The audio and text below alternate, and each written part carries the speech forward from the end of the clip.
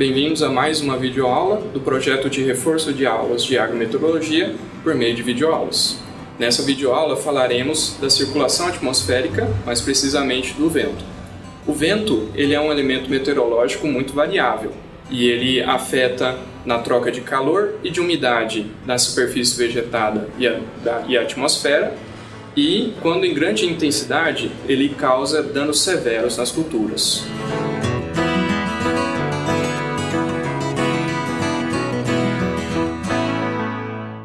O vento ele é o deslocamento horizontal do ar em relação à superfície terrestre.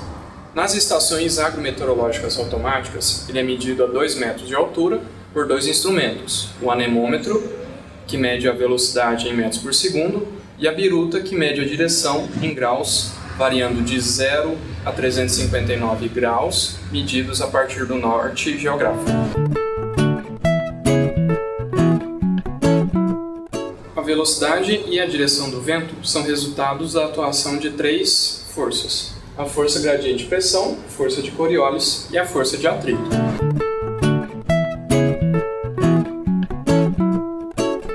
Nesse exemplo, a gente tem 2 tanques idênticos ligados entre si e cada um tem um volume de água diferente dentro deles. A pressão no fundo de cada tanque é proporcional à massa de coluna d'água que está acima. Portanto, a gente vê que a pressão no fundo do tanque 1 é maior do que a pressão no tanque 2. Essa diferença de pressão faz com que a água se movimente do tanque 1 para o tanque 2. Quanto maior for essa diferença de pressão, maior será a velocidade de deslocamento, seja da água ou seja do ar. Para determinar a origem e a velocidade dos ventos, os meteorologistas plotam os valores de pressão atmosférica em mapas sinóticos. Isso gera isóbaras. Isóbaras são linhas que representam igualdade de pressão. Nesse exemplo, a gente mostra as isóbaras indo de uma área de alta pressão decrescendo até uma área de baixa pressão. Isso forma uma força gradiente de pressão que movimenta o ar no sentido de A para B. E conforme as isóbaras vão ficando mais próximas uma das outras, faz com que aumente a força gradiente de pressão e, por consequência, a velocidade do vento também irá aumentar.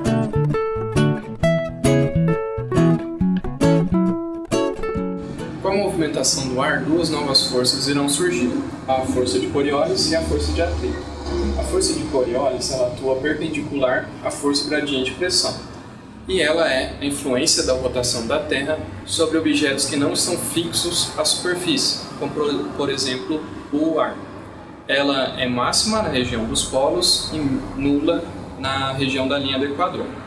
A força de atrito ela atua reduzindo a velocidade do vento e também a força de Coriolis. A atuação dessas 3 forças em conjunto fazem com que os ventos superficiais cruzem as linhas isóbaras com um ângulo de aproximadamente 45 graus, para a esquerda no hemisfério sul e para a direita no hemisfério norte.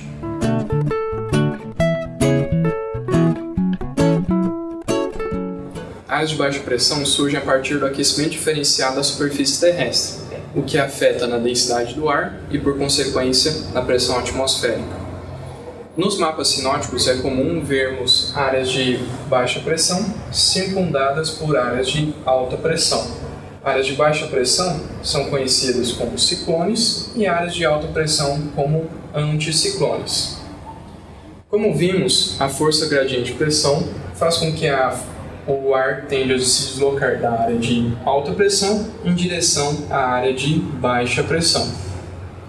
Ao atingir a área de baixa pressão, eles se chocam, e como não podem transpor o solo, ele tende a se elevar. Ao se elevar, ele perde energia na forma de calor e tende a esfriar. Se esse ar tiver umidade suficiente, ele irá formar nuvens e, por consequência, chuva. O ar ele se eleva até o limite da troposfera e ali ele tende a divergir. Como o ar na área de alta pressão ele está se deslocando lateralmente em direção à área de baixa pressão, isso força com que o ar em nível superior ele desça, e ao descer ele se comprime e aquece, inibindo a formação de nuvens. Portanto, o ciclone está associado ao tempo com possibilidade de formação de nuvens e chuva, e o anticiclone está associado com o tempo limpo e seco. Com isso, a gente encerra essa aula. Até a próxima!